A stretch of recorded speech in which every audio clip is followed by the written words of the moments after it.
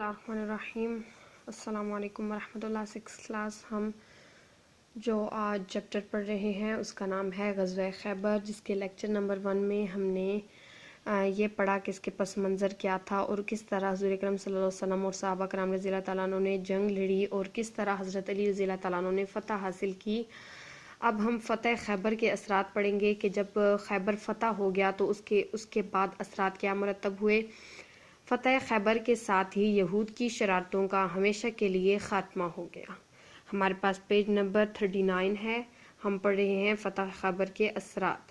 فتح خیبر کے ساتھ ہی یہود کی شرارتوں کا ہمیشہ کے لیے خاتمہ ہو گیا، یعنی کہ یہود جو ہر وقت کسی نہ کسی چال میں مصروف رہتے تھے، مسلمانوں کے خلاف کسی نہ کسی چال چلنے میں مصروف رہتے تھے، ان کی شرارتوں کا خاتمہ ہو گیا۔ یہود کی شکست سے دوسرے کفار بالعموم، کفار مکہ بالخصوص ہمیشہ کے لیے مایوس ہو گئے، یعنی کہ جب یہود کو شکست ہوئی تو دوسرے جو کفار تھے وہ تو ڈر ہی گئے، لیکن جو کفار مکہ تھے وہ بالخصوص اس بات سے مایوس ہو گئے کہ وہ مسلمانوں کا مقابلہ کر سکتے ہیں۔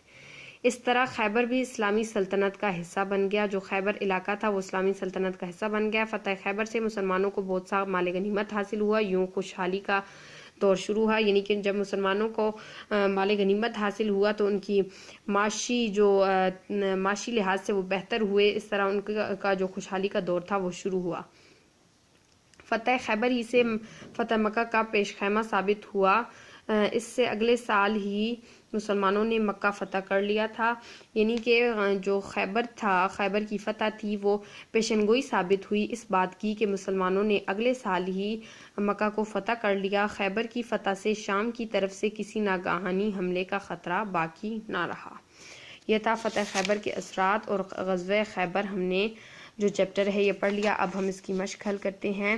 سب سے پہلے سوالات کے جوابات تحریر کریں۔ غزوہ خیبر کا پس منظر تو ہم نے پیچھے پڑھا، جس کو میں مختصراً اپنے الفاظ میں بیان کروں گی کہ جو مدینہ کی ریاست تھی اس سے 320 کلومیٹر کے فاصلے پر شمال میں جو ایک علاقہ تھا اسے خیبر کہتے ہیں، جس میں یہودیوں کے بہت سے قلعے تھے اور عرب بھر کے جو یہودی تھے وہ وہاں آ کر جمع ہو گئے تھے، اور ان سب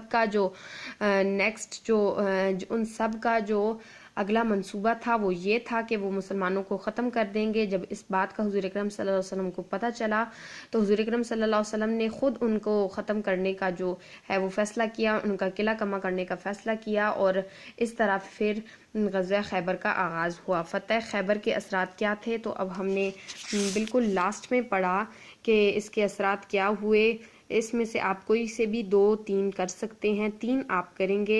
یہود کی شرارتوں کا خاتمہ ہو گیا اور جو کفار مکہ تھے وہ مایوس ہو گئے، اسی طرح جو خیبر ہے وہ اسلامی سلطنت کا حصہ بن گیا۔ یہ 3 آپ کر لیں۔ اگلا، خیبر میں یہود کتنی تعداد میں موجود تھے تو ہم نے پڑھا تھا کہ جو خیبر تھا اس میں 20,000 جو جنگجو تھے وہ موجود تھے، اور ان کا وہ جو بہادر تھا، بہادر سپاہی جو ان کا تھا مرہب، وہ بھی وہاں پہ موجود تھا۔ قلعہ قموس کس کے ہاتھوں فتح ہوا؟ حضرت علی رضی اللہ تعالیٰ عنہ کے ہاتھوں فتح ہوا۔ قلعہ قموس کے سردار کا نام کیا تھا؟ قلعہ قموس کے سردار کا نام مرہب تھا۔ جس جواب پر صحیح کا نشان لگائیں۔ خیبر کے کیا معنی ہے؟ قلعہ۔ خیبر پر حملے کی تیاری کب شروع ہوئی؟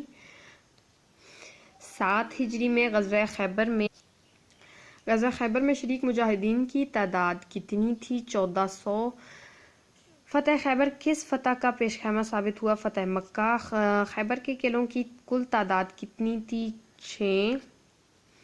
خالی جگہ پر کریں۔ خیبر عربی میں خیبر کا لفظ ڈیش کے معنی میں آتا، قلعے کے معنی میں آتا ہے۔ خیبر میں یہودیوں کے 6 قلعے تھے۔ حضرت علی رضی اللہ تعالیٰ عنہ نے تلوار کے ایک ہی وار سے مرہب کا خاتمہ کر دیا۔